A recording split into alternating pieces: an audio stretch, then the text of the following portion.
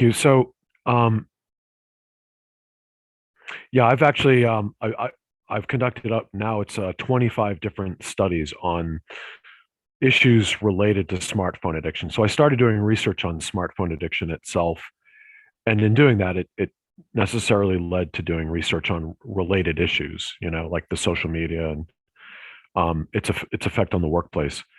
So this talk is titled "Keeping Work Safe from Smartphone Distraction." So the whole idea here is that you'll see the research. I'm going to walk through some of the research findings from four different surveys I've done on the effect of excessive smartphone use on the workplace.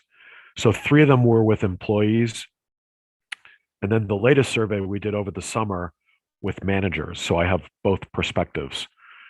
So I'll walk through the research findings, and then I'm going to walk through a model to sort of give you a framework for thinking about how to address this. So I'll use an organizational change model, and then I'll at the end I want to show you two apps that have been developed to help enforce policies. So if you develop a smartphone policy where you're basically saying, we don't want people using their phones for personal reasons during work hours.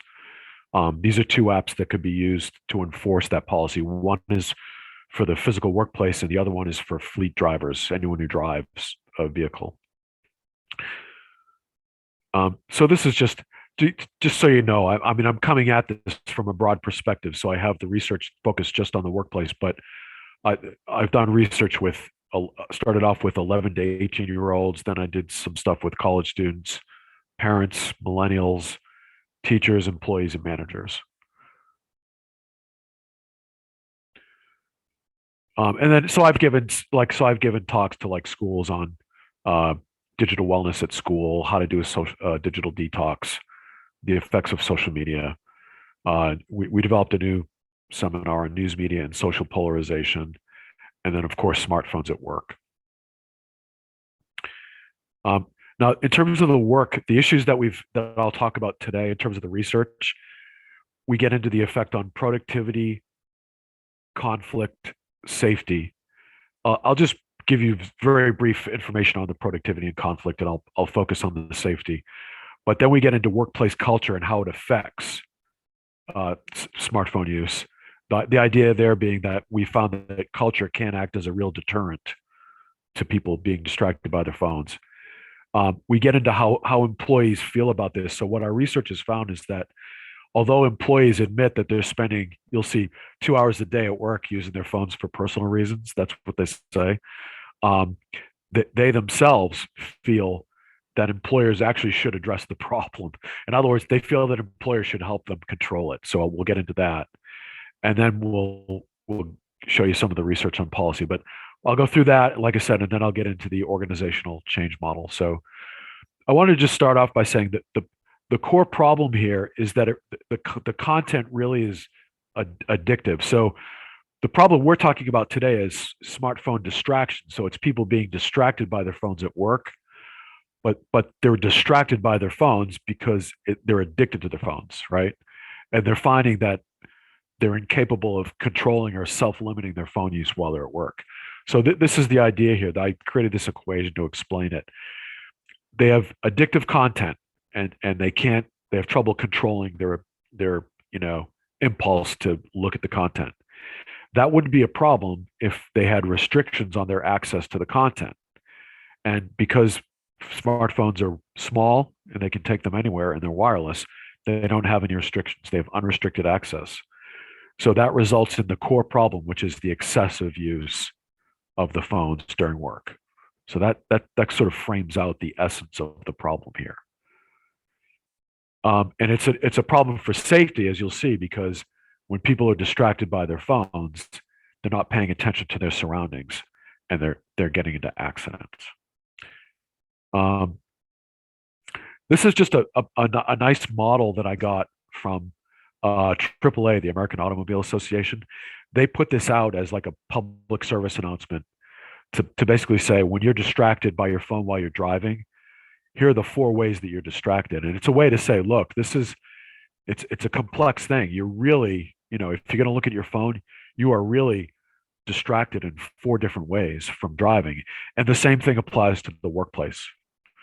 So this is applicable to driving, but also to work. So you're distracted cognitively because your mind is engaged in what you're doing with your phone. It's not engaged in your surroundings.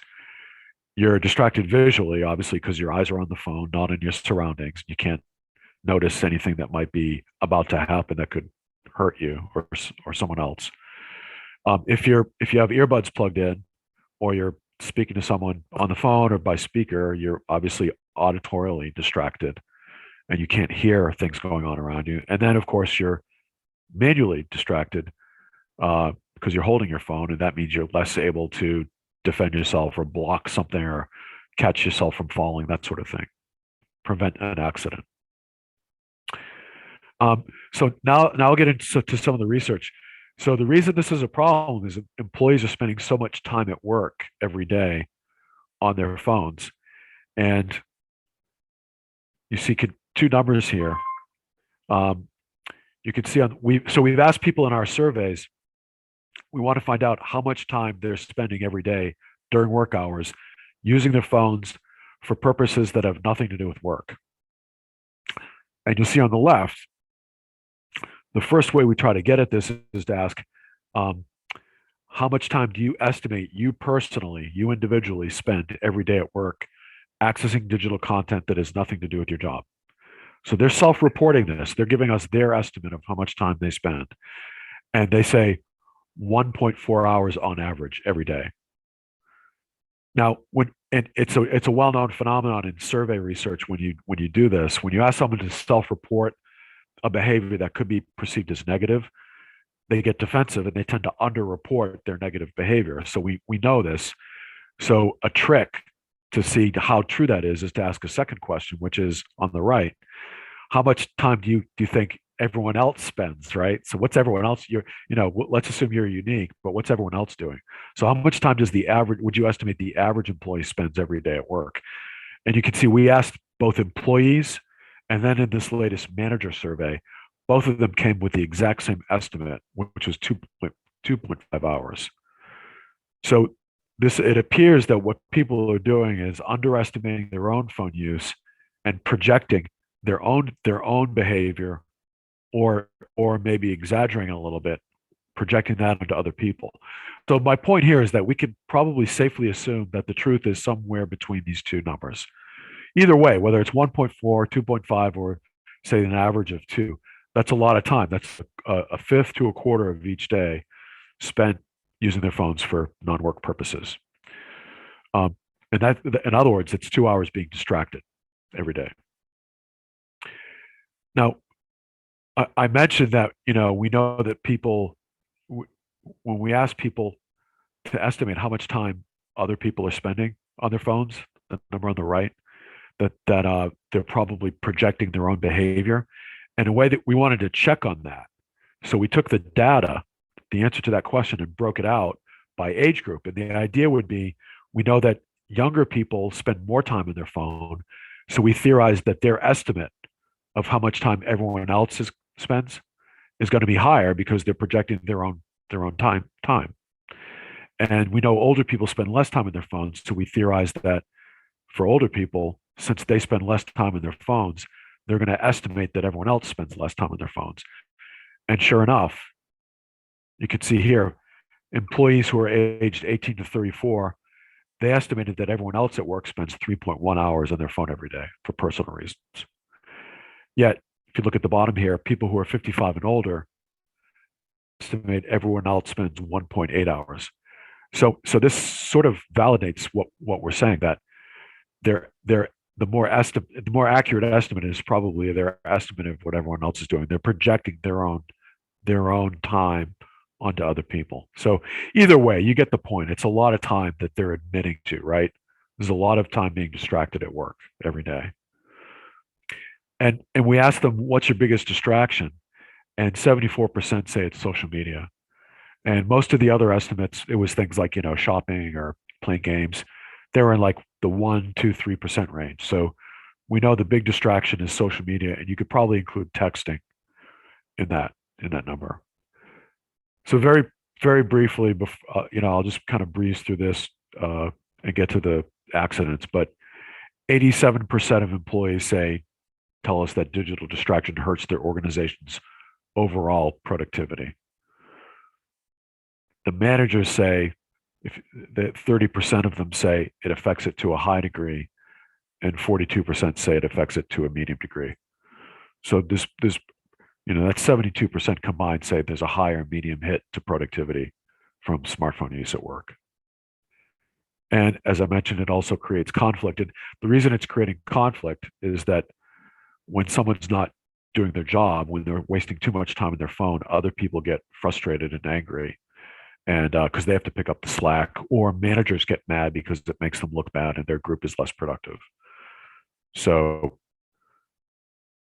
so you can see here, 60% of employees say that people at their workplace express frustration over the productivity lost to the personal use of technology.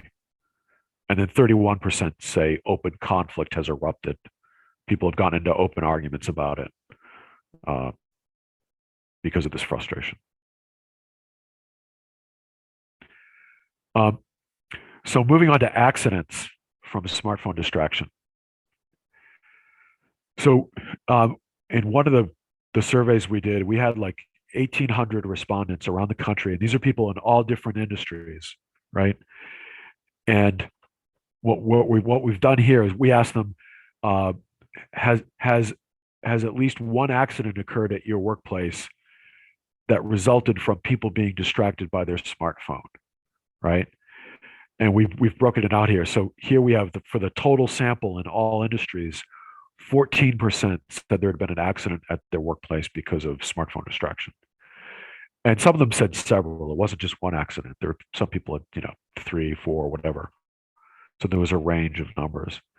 Um, but we broke that number out. We looked at just the industrial people who worked in industrial settings, which we included manufacturing, warehousing, construction, and the number jumped. So a quarter, 26%, of those who work in industrial settings said there had been an accident at their workplace.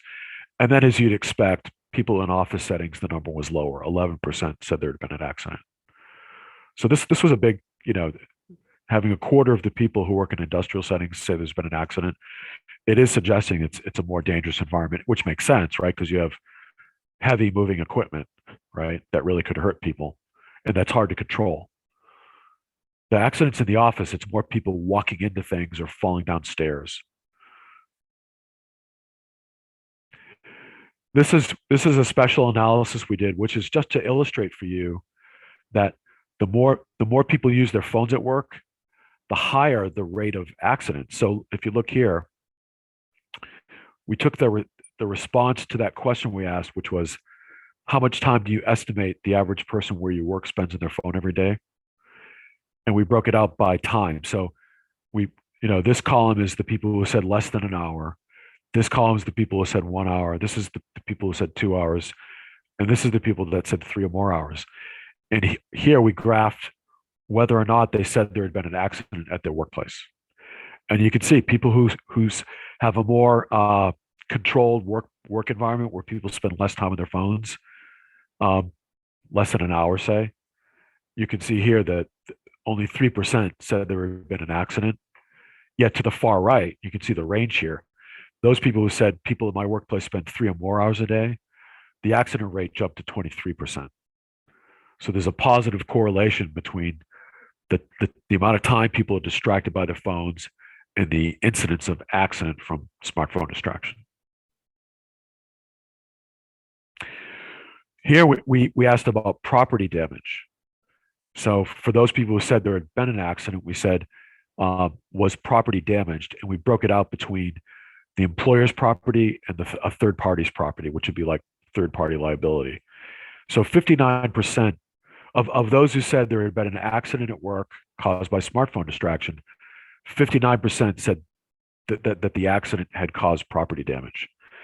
And you can see the breakout here. 70% said it was the employer's property, and 46% said it was a third party's property. And clearly, those numbers combined are greater than 100%. which means some people reported both their employers and a third party's property was damaged. 50% of the accidents, they said someone was injured or killed. The deaths that they reported, it was very low. It was like one or two. But we did get some pretty serious injuries. And I'm going to walk through, excuse me, some examples by industry or like job environment here so you can get a feeling for it. So this is representative of the kinds of accidents we see in offices. So a person was on their phone, the elevator door was closing, their jacket got stuck, and it kept going down, which made their collar choke them and leave a red mark. Number two here, a coworker was walking while texting or reading on their phone, and they were hit by a motorized cart in the hall. And then number three, someone fell down the stairs. Then in healthcare settings, we had some examples. These are two of them. A nurse was checking her phone while an EMT was hustling down the hallway, and she got hit by the EMT. Number two here, a patient fell because someone was listening to music, I assume with their earbuds, and they didn't hear the alarm. We had another example. This wasn't necessarily someone being hurt, but there's potential for hurt. Someone was driving, I think a nurse was driving someone from one facility to another for some kind of treatment, and they were on their phone the whole time, and they took them to the wrong place, you know. Industrial setting, excuse me, accidents. Someone was distracted being on their phone when their arm was crushed by a press. We had two of those. Number two, a crane operator was playing a game on his phone when the load he was moving crashed into other materials. Third one, loss of fingers. The person's hand was on some equipment and an operator was distracted by his phone and the person lost some fingers. We had a number of forklift accidents. So a man's leg was run over by a forklift. And the second one there, a high-low driver was paying attention to his phone and ran into an employee. And she was distracted by her phone at the same time. She was texting and she ended up in the hospital for a week. And then I've broken out separately the category of driving accidents. So again, if we looked at those who said there had been an accident in their workplace from smartphone distraction, 32% said that at least one of those accidents was a vehicle accident. And then if you look down, we broke it out. We looked at just industrial settings, and the number jumped, excuse me, to 42%. So 42% of the accidents, or 42% said an accident had involved a vehicle accident. And then people who work in an office setting, 36% said there had been a vehicle accident. So I assume that, that wasn't like a truck or anything, probably rental cars or people making some kind of delivery or going somewhere for the job. And then here's just a couple of examples of driving accidents. Someone driving a company truck and they went to grab their phone and took their eyes off the road and they hit a utility pole. Number two, the person he was texting and he drove off a cliff, or the car rolled off a cliff.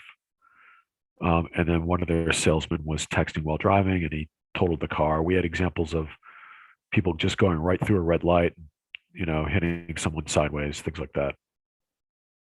We also had examples of like accidents in a parking lot, which probably were not as serious, but there are a number of parking lot accidents.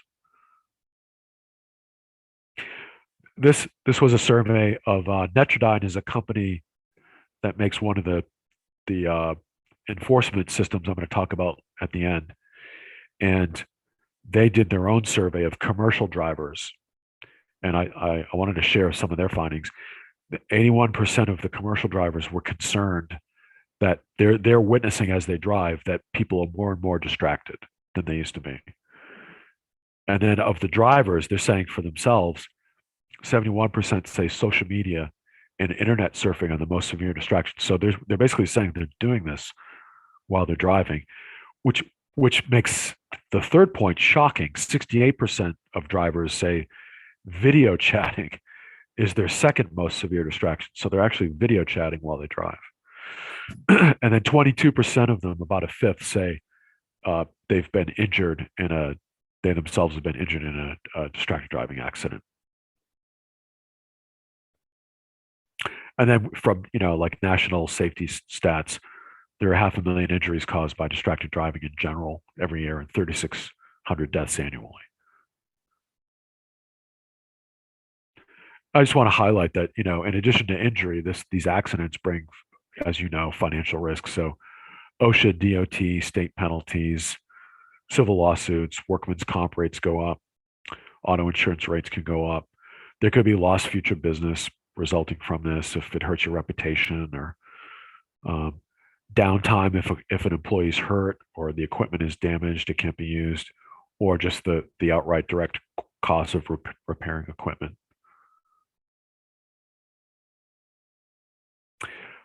We've also done, as I mentioned, research on smartphone policies, like whether employers have policies. So you can see here at the top, 47% said that their employer already had established a policy restricting the use of phones during work hours. And here's my point: if almost half of the people we've surveyed say they have a policy, right? Clearly, it's not being enforced adequately if they're spending 2 hours a day on their phones, and we're getting accidents like this, right? There's an enforcement issue. And then 88% of them say that they're of that group that say they already have a policy. 88%, they actually said that their employer has adequately explained to them the reason for the policy. So we wanted to make sure that they intellectually grasp like the rationale behind the policy, and they're saying almost unanimously that they do, but still they're using their phones a lot. We asked about Michael, enforcement. 67% said that they did feel that their employer adequately enforces their policy limiting the personal use of technology at work, which again is surprising. There seems to be a disconnect, right? It seems like, put it this way, there's a policy on the books, but standards are low and it's not really being enforced. Because I would think that if 2/3 thought the policy was being enforced, then we wouldn't see 2 hours a day being wasted on phone use, right? So I do feel that this reflects a disconnect between. Mi- Michael, I Yeah, have a quick question. yeah, Do you feel that a good practice would be to have a co-employee correct the unsafe act? Well, I know you're doing causation right now. yeah. So a co-employee correct the unsafe act of using a smartphone by giving them empowerment to do so. I think it certainly sounds like it could be. I mean, to me, that would be a technique for fostering a culture in the organization that really deters it. I think it would, but again, as you know, like management decisions and enforcement decisions are subjective, right? So, but I personally believe that that would have an effect if it's done in the right way, positively. Right. I think it could, yeah, Okay. All right. Thank you. yeah. And I've got some data that kind of reflect that. Um, Here, employees want their employer to address the problem. So this is a key point here. Is like, I found this with my research with kids. Kids are frustrated by their own smartphone distraction. They wish people, a certain percentage wish people would impose limits on them or teach them how to control it. They really do. They want help. They know they're addicted and they can't control it and they want help. And I feel the numbers you'll see here reflect that employees want that too. Just want to check on the time. Okay. Um, so 62% of employees say that the personal use of tech, they feel it's something that employers should address. Yet they're spending the 2 hours a day on their phones, right? So they want someone to address this. The majority of them do. 65% of employees believe that employers should actually restrict the amount of time employees can use personal tech at work. So 2/3 are saying there should be a policy preventing me from doing this. This is from another company, Truce, that has one of the enforcement apps I'm going to show you. They did a survey. 68% they found say it's reasonable to give up control of their device in order to focus at work. So that's 68% of employees saying, yeah, I think that's a reasonable exchange. I should be able to, if you want to take control of my device and restrict me, right? That's reasonable so that I can, in order for me to be better able to focus at work. So you see my pointer ad, it looks like we're seeing in the, 65% range, two-thirds is saying it's reasonable. I'm open to it. I welcome it, you know? 65% said they'd be willing to use a company provided app that restricted their phone use, which you might think is intrusive, but they're saying, yeah, two-thirds are saying, yeah, I'd welcome it. I'd be willing to. And then 25% said they would gladly use one. They'd be happy to use one, which again is a sign of, wanting help.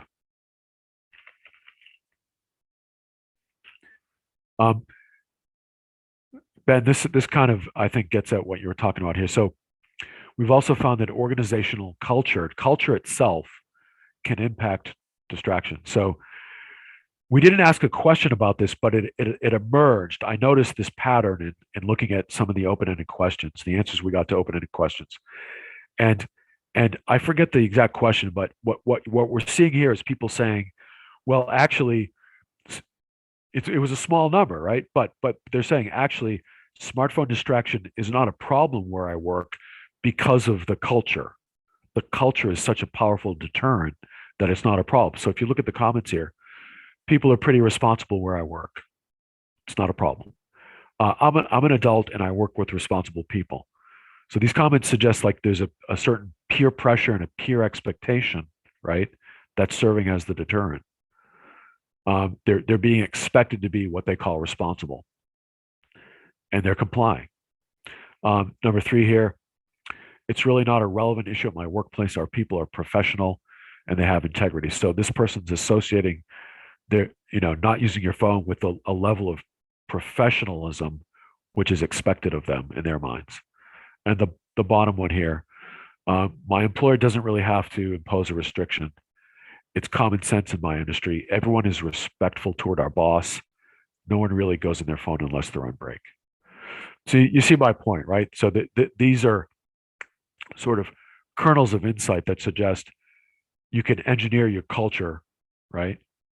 If you do it the right way, so it really is a deterrent to this problem. We actually asked a question about this with our manager survey over the summer. We asked, is your organization's culture more restrictive and therefore serving as a deterrent to people using their phones, or is it more permissive and facilitating distraction? And you see 45% said their culture is more restrictive and deters distraction. 55% said it's more permissive and facilitates it.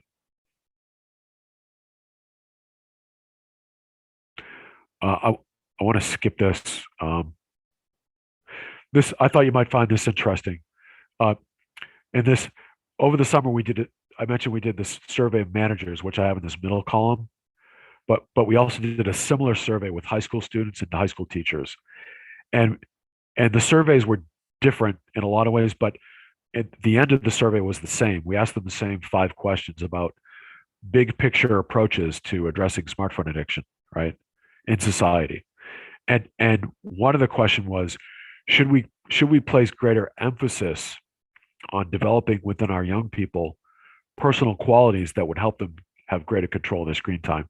So it was qualities like discipline, self-control, sacrifice, a focus on achievement, right? And we asked this because these seem to be values that, that were really emphasized in the 80s when I came of age. And then in the 90s, they were kind of lost in reverse because the whole fun culture emerged. It was in the 90s and into the 2000s that everything had to be fun, including work. There was this whole ethos that work had to be fun, right? And I feel that this has continued and it's kind of facilitated this, contributed to this environment. So here's my point that 92% of managers say, yeah, I agree. We should emphasize these qualities: sacrifice, focus on achievement, self-control, pushing yourself, etc. And that could have an impact on this problem.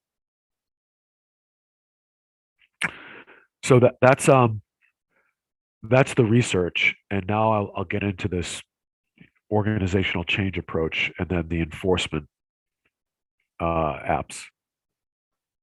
So, what I want to just show you here is an organizational culture change model. I'm sure you've seen many of them. If you Google them, you'll find a million of them. Everyone has their own variation. But basically, if you pose the question, what is organizational change from an operational standpoint? What you're really doing is to change your organization. You're integrating into your organizational culture a new virtue, right? So, and in this case, that new virtue, a new value, a new behavior, right? That new virtue in this case would be we hold in high esteem the value of not being digitally distracted while we're at work, right? So that's what organizational change is. You're trying to get people to internalize, to integrate and internalize that, and you're doing that by integrating that value into the culture, the organization's culture. And this is a model I developed. Um, I actually used to be in the college textbook industry, and I published college textbooks on management. So I saw all these different models, right, on organizational change and development. So this is just my own model. You could modify this if you wanted to, but these are some basic components of organizational culture. So number one, we have rules, right? Explicitly establishing a rule or a limitation on our behavior that has consequences that are enforced, right? So that I feel like that's step one. So it's establishing a behavioral expectation and saying there'll be consequences if any of us don't abide by this expectation. That can be complemented and probably should be with an expression or articulation of values, right? So it's saying, what's this new value, and articulating that, right? Putting it in writing, saying it to people, and expressing why that value is important and how it fits into what we do, why it's relevant to what we do. And again, this would be the value being we don't want to be distracted by our phones because it makes work unsafe for us. Another approach to doing this, to helping people internalize a new behavior, is to give them an experience that serves as a touchstone that they go back to and remember, right? So it might be harder to do in the workplace, but I can tell you, I've done a number of research studies with uh, people who go camping and they don't have access to phones or any technology, or for kids that go to summer camps for like 4 weeks and they're not allowed to bring their phones.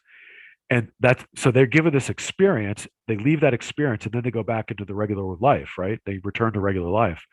But by being deprived of their phones for a certain amount of time, it awakens them to the problems it's causing them. And we've actually found that it shores up their motivation to spend less time on their phones once they return to normal life. So my point here is, if there's a way, it could be like a company, if you have a company picnic, or you could modify that so it's a no phone day or something. You do something fun together without your phones, you're unplugging. Could be someone wins a prize where they go to a place where they can do a detox. There are some centers around the country that do that. Retreat centers. It could be a company retreat with a certain number of people. But whatever it is, I'm not saying this has to be part of it, but giving people an experience that serves as a touchstone is and can be a component of changing culture. So it's something to consider. A tradition is another way to, it complements all these other things. And creating something that's traditional that you might do annually, just as it's a way to put an exclamation point on it once a year, you know? So you could have some kind of tradition. And it could be as simple as, let's remember today's the anniversary of when we implemented our phone policy. We want to remind you, right, that we want to be safe, and it's so important here that we want to remember when we implemented this policy every year. So just take a moment to sit back and think about the fact that, why we don't allow people to use their phones here. It's to keep us safe. It's to prevent you from being distracted and from getting injured. Some kind of thing where it's just an annual remembrance or punctuation of highlighting this value, this virtue.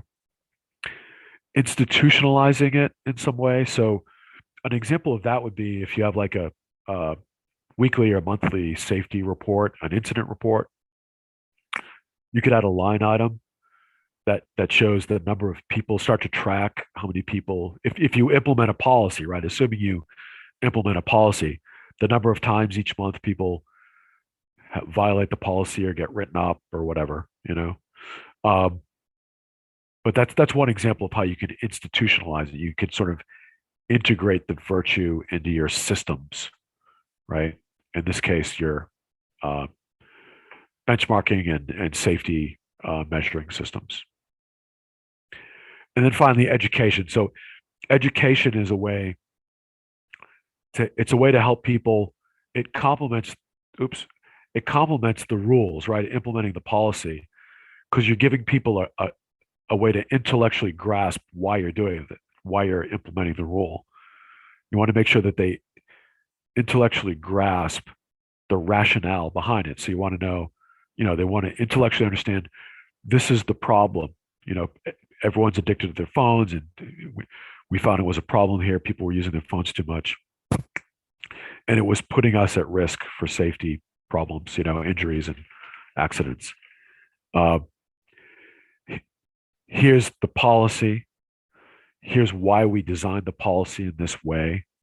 Here's how it's going to deter people from using their phones, which will keep us safer, right? Here's why we have these, serious consequences if we violate the rule, because we know for any policy, enforcement is the key to making it successful. So you see my point.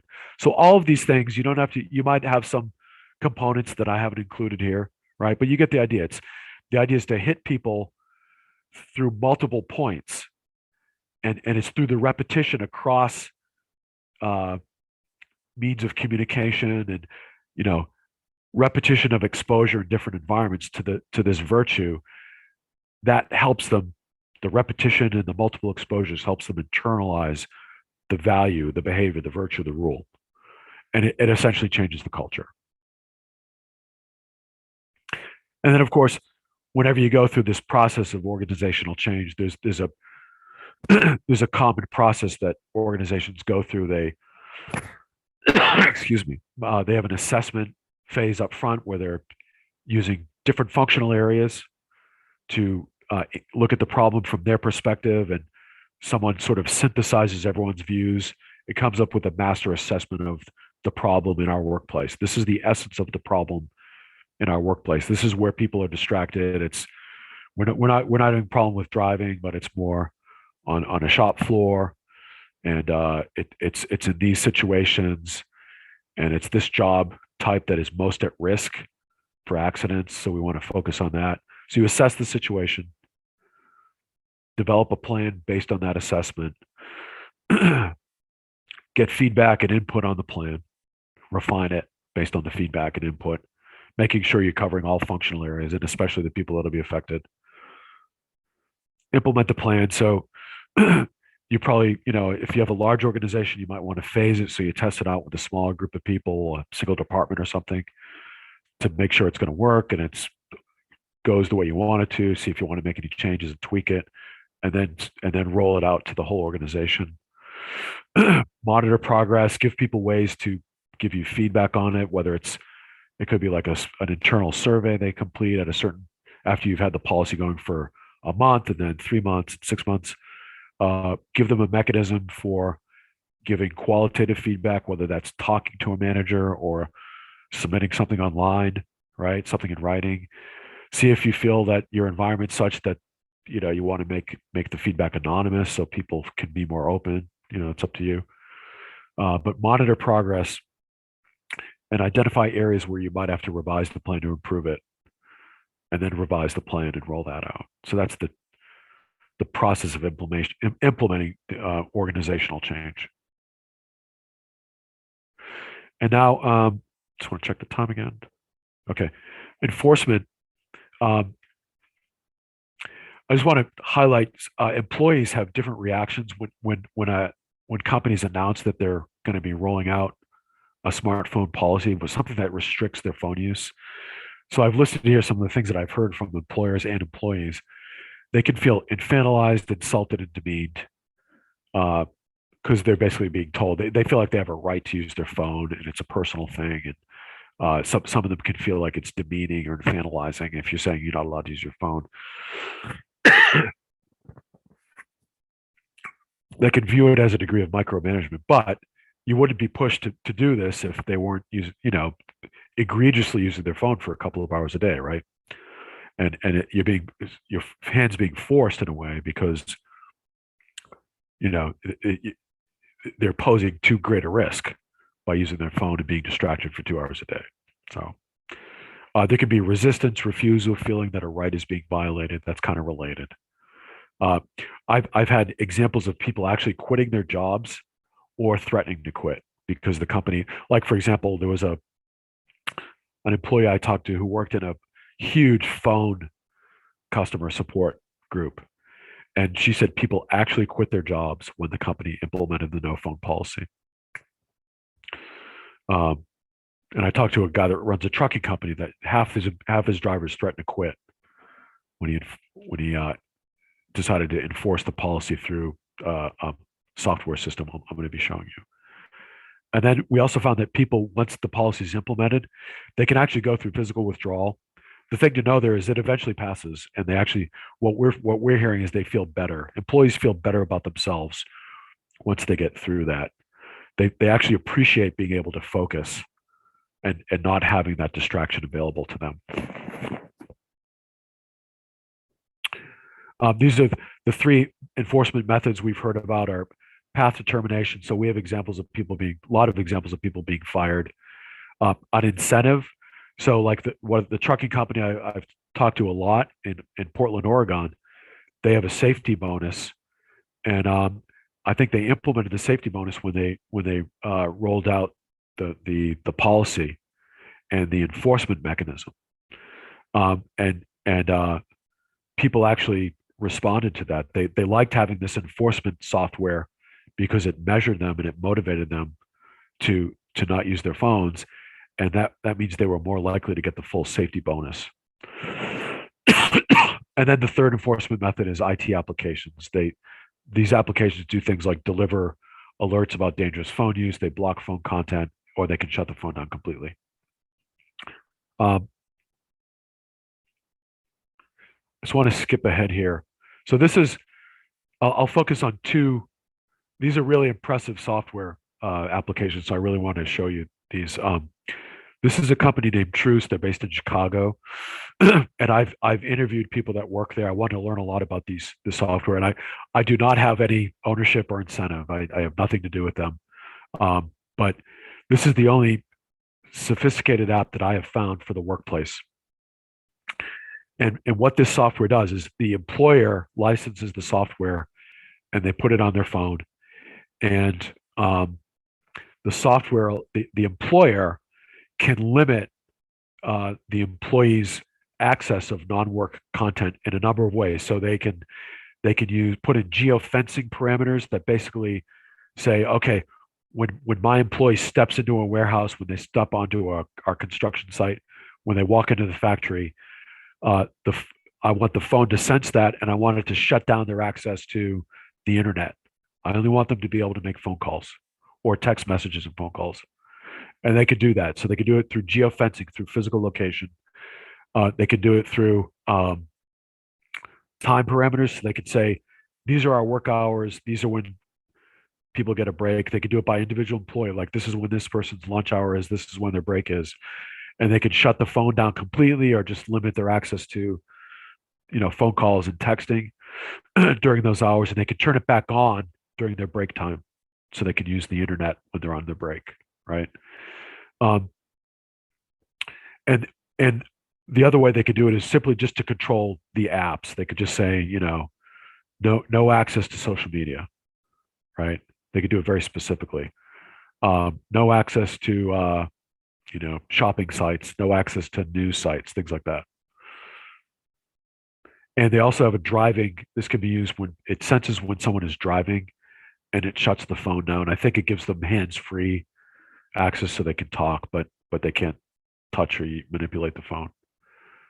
And I'm going to skip this one for time. And then this is the other big one. So this is the this is one of many applications for drivers, for fleet drivers, and it's unbelievable. What they've done is, if I don't know if you're familiar with telematic systems, that's the systems that trucking companies use, companies who have fleets, um, that they use to manage the fleet, so they can see at any moment. They could, you've probably seen, like, they pull up a map that shows the United States. They could see where every vehicle is. They could see whether it's on the road, whether it's off road, whether it's moving, whether or not, how fast it's going. So a number of companies that make telematic systems have integrated this new feature into the telematic system that allows them to monitor whether or not people are using their phones while they're driving. And it does this through a camera system that's used artificial intelligence to identify when people are distracted. So the camera system, they have cameras that look outside the vehicle. And then they have cameras, you'll see that on the left, right? So that's the camera on the dash looking out. And then on the right, you see the picture here, the camera looking in the cab. And you'll notice here on the camera looking outside, there's the red box around this truck. That suggests that he's kind of dangerously close to the truck that's in front of him. That's like an alert. And then you'll see here, this gives you an example of the system identifying someone who's distracted by their phone. So you see the AI is showing the green box around their head, right? Means they're okay. But then they look down at their phone and there's a red box. That means the system's identified them as being distracted by their smartphone. The software knows when they're looking down with the phone in their hand, or if they're looking down with the phone on their thigh or on the seat next to them or on the dash. And you see here in the blue here, it sends an alert. So they get an in-cab alert for them.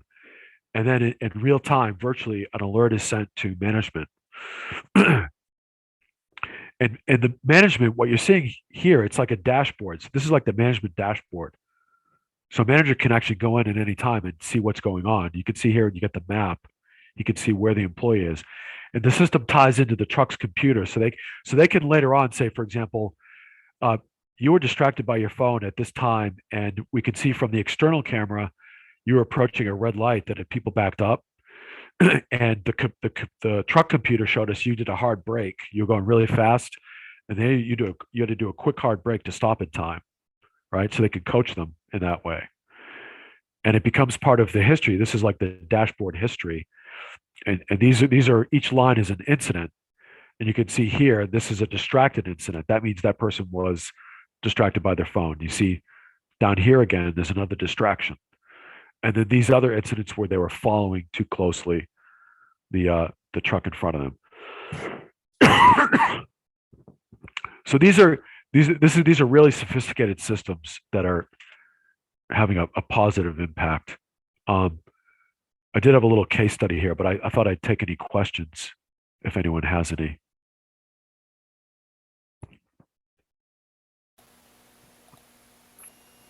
Michael, I had one. Did you do any research with police and fire? No, I have not, but I could. It's a good idea. I actually hadn't thought of that, but it's a good idea. Yeah, I haven't done it though. I know they use their phones and computers a lot, but comparing that, I guess, to the incidents. Right. So I have a question, Michael. One of the questions is the AI that you were showing that platform. Is Yep. that in the cab, or is somebody? I saw it looked like almost somebody was following them to be able to get the AI too. Well, Is it both? the I'm not sure where the actual software resides. I know that they've got the cameras are in the cab, right? The Right. cameras are in the cab, and there's some component that's tied into the engine, right? Get the computer, getting the computer data. And I know it's communicating consistently in real time to the head office. So I don't know if the actual application is back at the head office, like if it's just transmitting the data. I'm not positive where it resides, but I do know Uh, I don't know if it even matters. You know what I mean? If it's done back at the office, because they get the alerts instantly. But I'm not sure. The AI, it's based on machine learning that they've done with millions and millions of maybe billions of images to Mhm. identify Okay. when they're close, when they're hitting an exit, when they're distracted. But I don't know where the software physically resides and where it's running. It almost looked like that picture. It looked like you had somebody, so like somebody following that individual. That was probably just a picture, just to show what it looks like. Yeah, no, I'm sure no Correct. one's following them. Yeah, no, Right. Right. it's all within So the. it's not like a state police or a policeman or anything like No, that. no, no, no, no, no, AI, but right. no. It's all Right. done with just data from the truck and From the the cab. cameras. Yeah, Right. Sure. yeah, Okay. Um, this is something that has been used in the hazmat field for quite a long time. Is they were using it when Homeland Security, how they track, especially high hazard shipments. So it's oh wow. something that, I don't know if it's gone to that detail, but it sure has as far as like tracking where the shipment is, making sure that the material is intact. Yeah, yeah. I think it's built on that. That's why it's integrated with these telematics systems, right? Yeah, I Mhm. think it's built on that kind of platform. This is really just a new feature they're adding to an existing system, you know. Sure, sure. So before if they don't have to use this feature, but if they're not, it's still communicating constantly. The truck's still communicating in real time to headquarters, so Hmm. they can see Okay. exactly where they are, how fast they're going, and all that. Changing behavior, that's a tough thing to do. Yeah. Um, I was just gonna, when you were talking about the experiences, it reminds me it was a few years ago, and my mother-in-law at Christmas time took all the grandkids' phones, put them in a basket. You know, and at first like, "Ah," but they still talk about it. They felt free. They had fun. They played games, and it was one of the best Christmases that they remember because they weren't all Yeah. sitting off on their little phones. I always Right. get tired of looking at their foreheads. Just go up to them and Right. on the forehead. Look at me. Right. I can imagine employers feeling that way at times. Yeah. Yeah. But I don't see anybody having any questions. We certainly thank you for your time. Is there a way we could get a copy of that PowerPoint? Yes, I can email it to you. Okay, that'd be great. And then we'll have this recording. And we appreciate everybody coming on here. And you gotta say it, who day? Who day think gonna beat them Bengals, right? Kansas City. Yeah. No. All right, everybody, you stay warm. It's very cold down here today, and stay safe. And next month is another interesting meeting. BWC guy Nick, how do you say his last name? Koya? Oh yeah. Koya. He's going to present on working with employers across the lifespan. So that's always interesting to hear how the different generations, the best way to communicate and motivate them is. Should be helpful. So thank you, Michael. All right. Thank you. Thanks, Okay. Ben. See you guys. Thank you. Bye. Yep.